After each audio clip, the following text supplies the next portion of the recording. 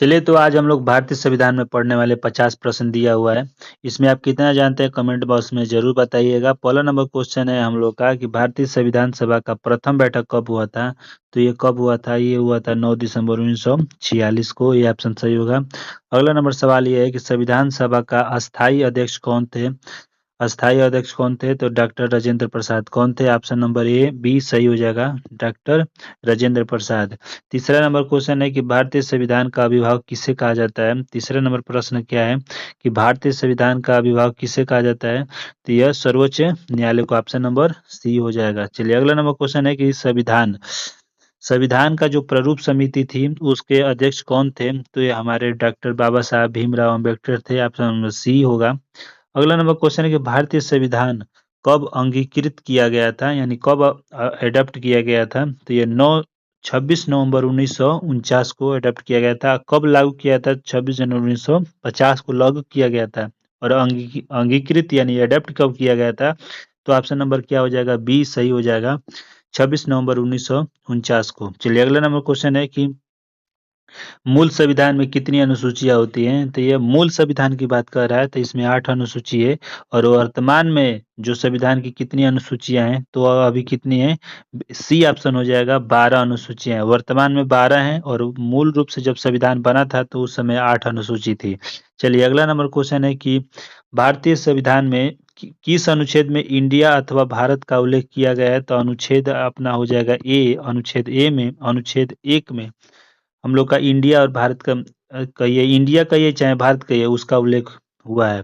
अगला number question है कि भारतीय संविधान के अगला नंबर क्वेश्चन है कि भारतीय संविधान के सभा में राष्ट्रगान को कब स्वीकृत किया गया था, यानी भारतीय संविधान में राष्ट्रगान को कब स्वीकार किया गया था, तो ये ऑप्शन हो जाएगा 26 जनवरी 1950 को अंगीकृत किया गया था। यानी कब स्वीकार किया गया था, तो इसको 24 जनवरी 1950 को।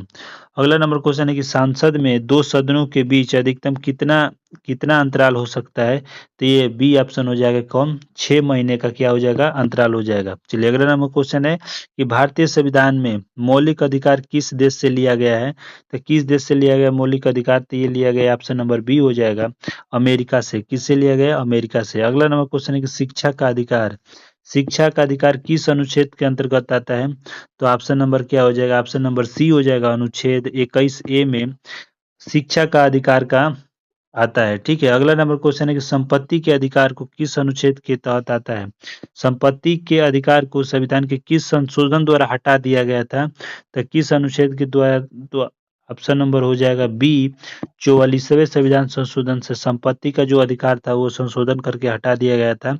अगला नंबर क्वेश्चन है कि भारतीय संविधान की आत्मा किसे कहा जाता है, तो आत्मा किसको कहा जाता है, तो इसको कहा जाता है, ऑप्शन ए हो जाएगा, प्रस्तावना। प्रस्तावना को क्या कहा जाता है, आत्मा कहा जाता है। अगला नंबर क्वेश्चन ये है 15 नंबर कि राज्य के नीति निर्देशक तत्व के किस अनुच्छेद यानी किस देश से प्रेरित है, तो यह है आयरलैंड से। ऑप्शन नंबर क्या हो जाएगा, ए सही हो जाएगा। अगला नंबर क्वेश्चन है कि मौलिक कर्तव्य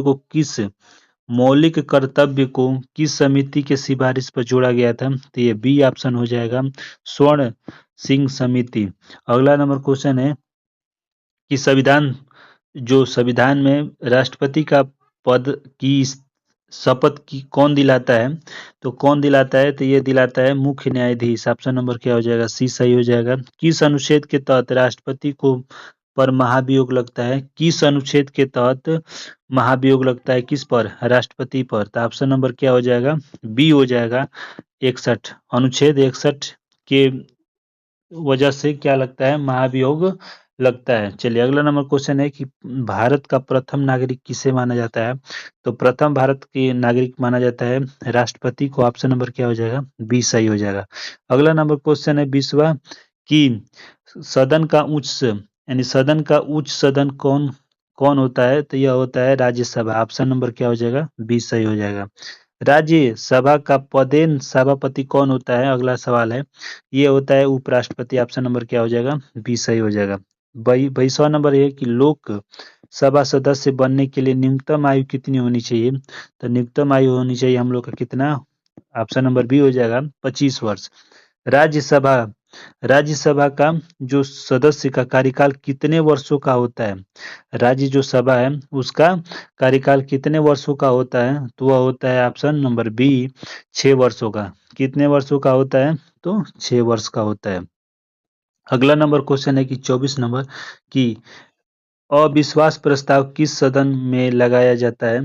तो अविश्वास प्रस्ताव किस सदन में लगाया जाता है? तो ये हो जाएगा ऑप्शन नंबर ए केवल किस में लगाया जाता है? केवल लोकसभा में लगाया जाता है। अगला नंबर क्वेश्चन है कि धन विधेयक जिसको मनी बिल कहा जाता है किस अनुच्छेद में परिभाषित है? तो किस अनुच्छेद में है? तो ये अनुच्छेद कितना है?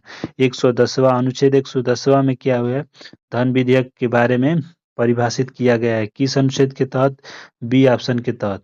यानी बी ऑप्शन में कौन सा है अनुच्छेद? 110वां। कौन सा है? 110वां। चलिए अगला नंबर क्वेश्चन है कि सर्वोच्च न्यायालय के न्यायाधीश को स्वीकृति यानी सेवानिवृत्त आयु क्या होनी चाहिए?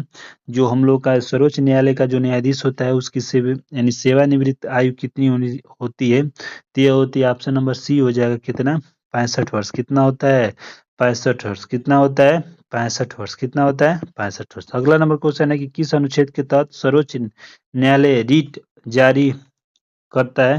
तो ये किसके तहत होता है? तो ये अनुच्छेद 32। ऑप्शन नंबर क्या हो जाएगा? ये सही हो जाएगा। उच्च न्यायालय में मुख्य न्यायाधीश की नियुक्ति कौन करता है? तो जो मुख्य न्यायाधीश के न्यायालय में जो मुख्य न्यायाधीश होता है उसकी नियुक्ति हम लोग का सी ऑप्शन हो जाएगा राष्ट्रपति। कौन करता है? राष्ट्रपति करता है। अगला नंबर क्वेश्चन है कि पंचायती राज व्यवस्था का वर्णन किस अनुसूची में? ये ज्यादा पूछता है पंचायती, ये ज्यादा प्रश्न देखने को मिलता है कि पंचायती राज व्यवस्था वर्णन किस अनुसूची के तहत आता है? तो ये आता है सी ऑप्शन हो जाएगा 11वीं अनुसूची। किस अनुसूची के आता है? तो 11वां। चलिए अगला नंबर क्वेश्चन है किस संविधान संशोधन द्वारा जो मत की आयु 21 से घटाकर 18 कर दिया गया है? किस अनुच्छेद के तहत? किस अनुच्छेद के तहत हम लोग का संविधान संशोधन हुआ था? यानी किस अनुच्छेद 21 से घटाकर क्या कर दिया गया था?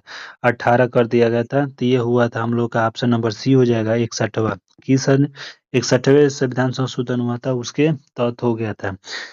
चलिए अगला नंबर क्वेश्चन है कि संविधान संशोधन की प्रक्रिया किस अनुच्छेद के तहत होती है? यानी संविधान संशोधन जो प्रक्रिया होती है किस अनुच्छेद के तहत होती है? तो यह अनुच्छेद होता है 368 के तहत। ऑप्शन नंबर डी हो जाएगा।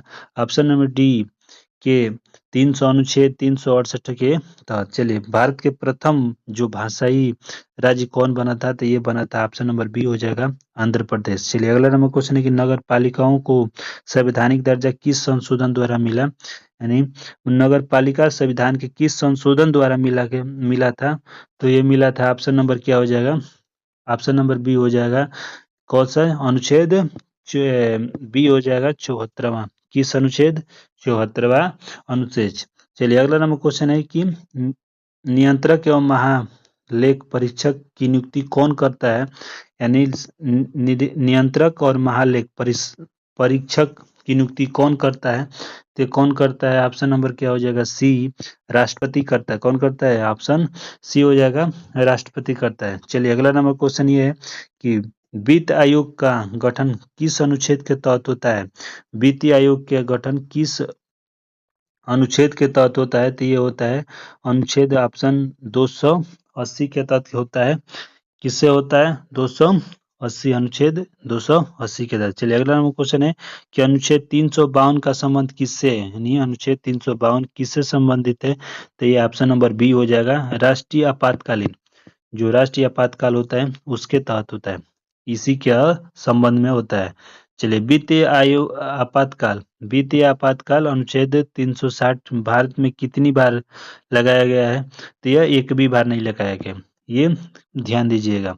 अगला नंबर क्वेश्चन है कि किस राज्य में सबसे पहले राष्ट्रपति शासन लगा था?